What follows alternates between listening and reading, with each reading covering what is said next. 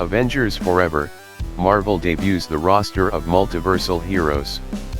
Announced last week, Avengers Forever will be a new ongoing Avengers series from two of today's most outstanding superhero masterminds, writer Jason Aaron and artist Aaron Kuder.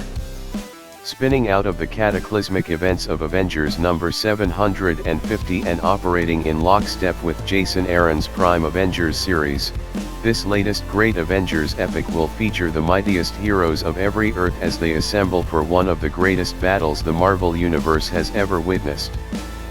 Throughout this saga, fans can expect appearances by fan-favorite characters from across the multiverse such as Captain Carter, America Chavez, Starhawk, and more, along with brand new reimagined heroes like the invincible Ant-Man that will take the world by storm.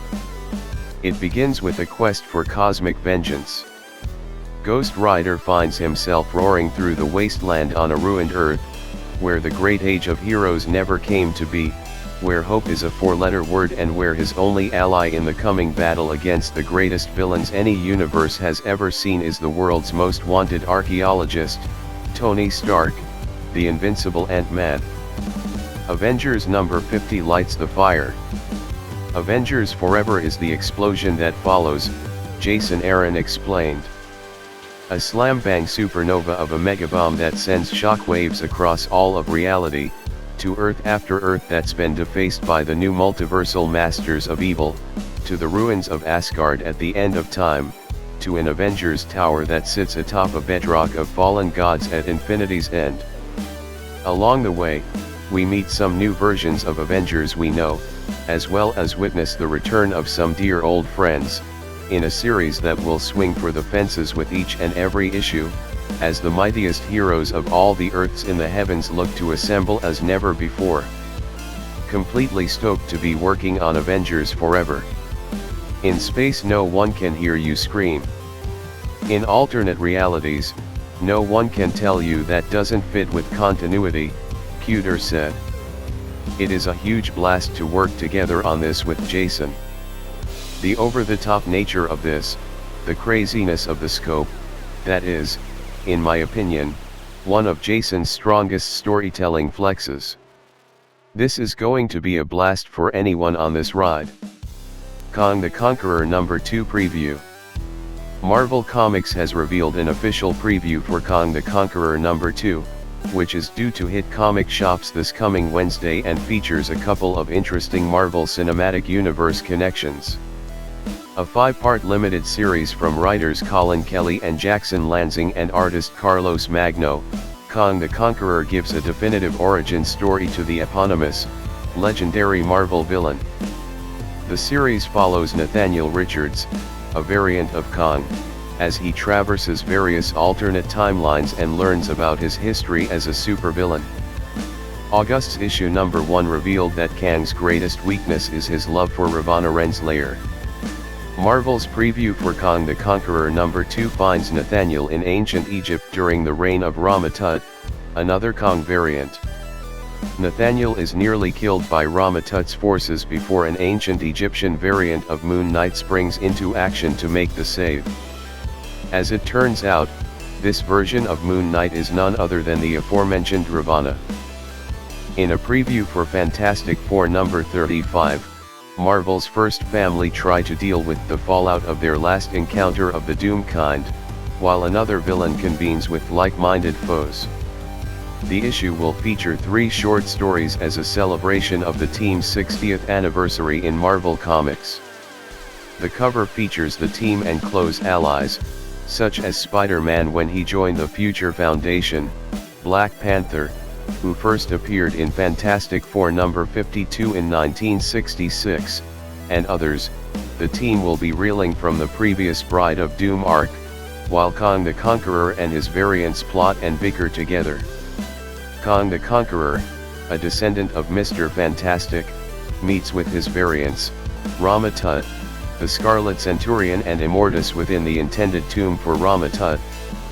Absent from this gathering are other Kang variants like Iron Lad and the latest version of Kang, a young Nathaniel Richards running around time in the pages of the Kang the Conqueror mini-series.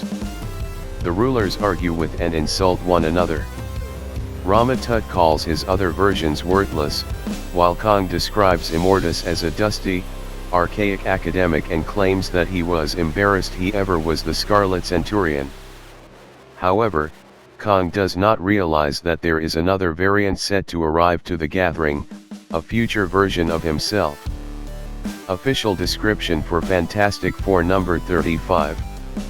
The entire Kang bloodline is out to destroy every era of the Fantastic Four. How can Reed, Sue, Ben and Johnny hope to survive simultaneous attacks across their lifetimes by Rama-Tut, the Scarlet Centurion, Kang the Conqueror and Kang's final descendant, the Sinister Scion? Join the Fantastic Four and some special surprise guest stars as John Romita Jr. returns to Marvel and joins forces with writer Dan Slott for this celebratory adventure. Marvel's first family will literally never be the same again. The Eternals vs the Avengers 1 million. The mythos behind the Eternals is currently being redefined in the pages of Kieran Gillen and Isid Rybak's acclaimed ongoing Eternals series.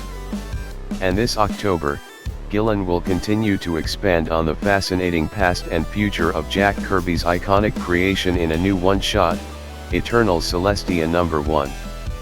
The latest chapter in this bold new era will focus on a Jack and Macquarie whose quest for answers leads them into a fierce battle against a certain group of Avengers. Now that the truth of their existence is revealed, a Jack and Macquarie must pick up the pieces and try to find a road forward, no matter how terrifying it will be, or how their choices will irrevocably shock the rest of the Eternals. And how do the Avengers of 1 million BCE figure into it? When developing Eternals, a Jack and Macquarie were two of the characters I was most excited about, Gillen said. I had so many ideas.